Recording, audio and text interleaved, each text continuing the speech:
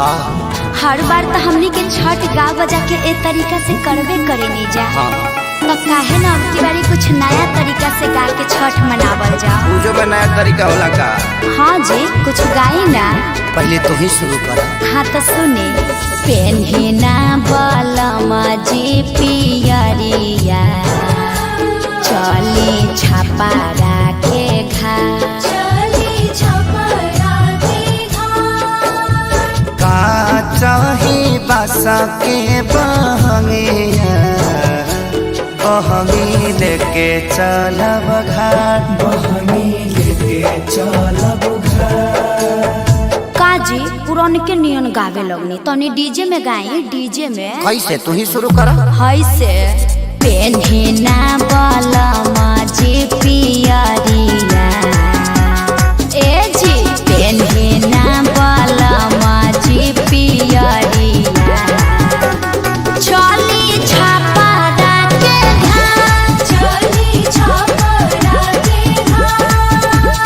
का चाही बासा के बहंगिया, बहंगी लेके चलब घाट, बहंगी लेके चलब घाट।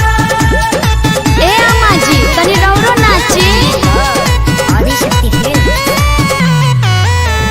बाट जे पूछेला बटोहिया, बाट जे पूछेला बटोहिया, ई दल के करा के जा, ई दल के करा के जा। तू तया धरा हवे रे बटोहिया, तू तया धरा होइबे रे बटोहिया।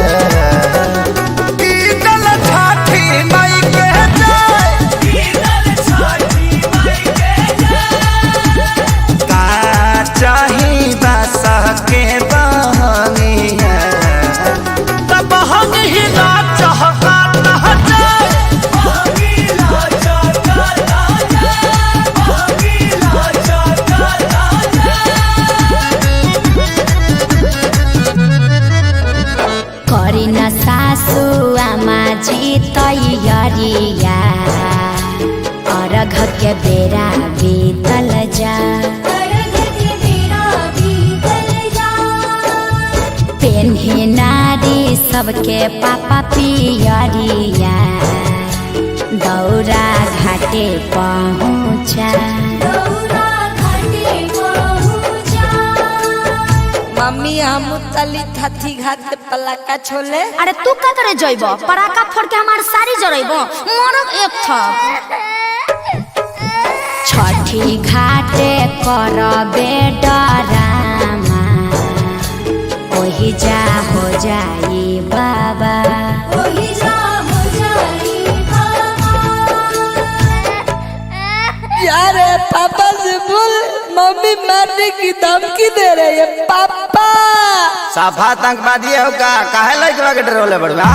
अरे ना जी, बबुआ पर चटक न जान चलाई है, दिहल हा छठी माई के रात, दिहल हा छठी माई के रात। अच्छा ठीक बा, ना मारब, ई तो हमरो पता बाजी।